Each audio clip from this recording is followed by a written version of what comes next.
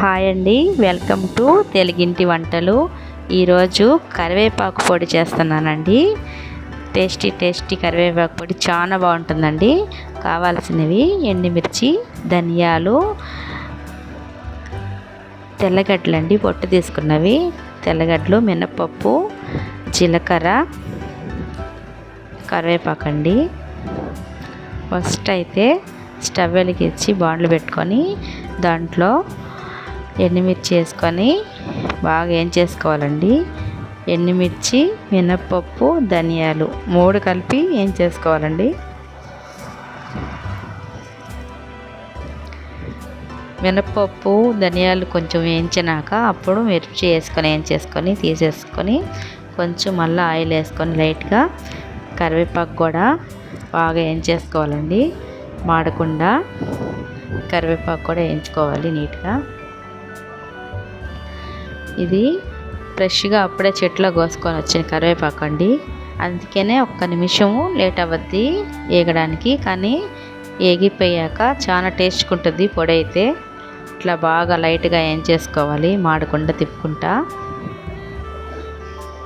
కరివేపాకు పొడి మనం డైలీ పిల్లలకి దేంట్లో అయినా సరే, టిఫిన్లో అయినా కొంచెం ఫస్ట్ తింటాం కదండి, ఒక ముద్ద అన్నంలోనైనా ఇడ్లీలో అయినా పెడితే చాలా మంచిదండి. ఇట్లా వేగిపోయాక కరివేపాకు చూడండి, ఇట్లాగా ఎంచితే ఇరిగిపోతుందండి. అట్లాగా వేయించుకోవాలండి మాడకుండా. చూడండి ఎట్లా పొడి అయిపోయిందో అట్లాగా వేయించుకోవాలి. సన్న మంట పెట్టి కరివేపాకు మొత్తము అంతా చేసుకున్నాక కొంచెం చల్లగా అయినాక మిక్సీలో ఫస్ట్ ఎండుమిర్చి, ధనియాలు, మినపప్పు వేయించుకున్నాం కదండి, ఫస్ట్ అయితే అవి వేసేసుకోవాలండి.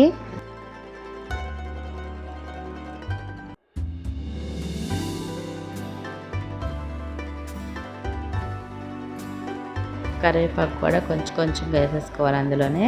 అట్లాగా పొడిగా వేయించుకోవాలండి కరివేపాకుని, పచ్చిగా ఉండకూడదు.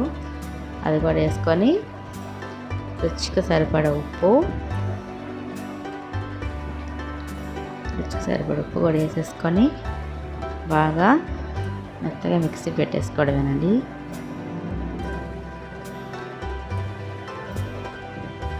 ఇది చాలా రోజులు మనకి నిలువ కూడా ఉంటుందండి. చేసుకొని ఒక డబ్బాలో పెట్టుకుంటే నెయ్యి వేసుకొని దేంట్లోకైనా సరే సూపర్ ఉంటుందండి ఈ కరివేపాకు పొడి. ఇంతేనండి, ఈ విధంగా చేసుకోవాలి.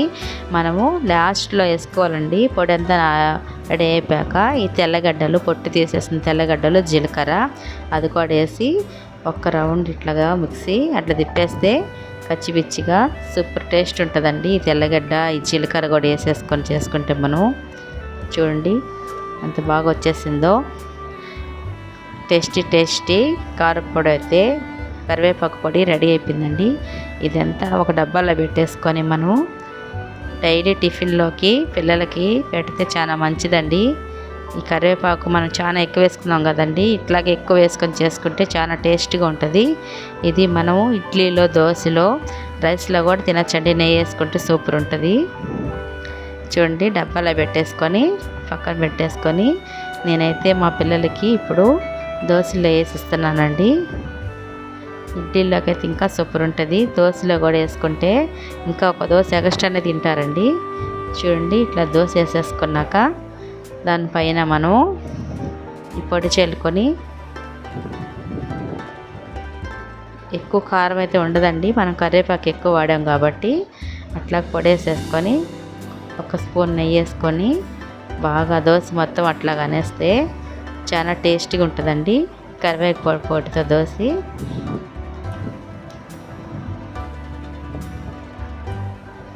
అంతేనండి, ఇట్లాగా దోశ మొత్తం రుద్దేసి లైట్గా కాలేక కరివేపాకు పొడి దోశ అయితే రెడీ అయిపోయిందండి.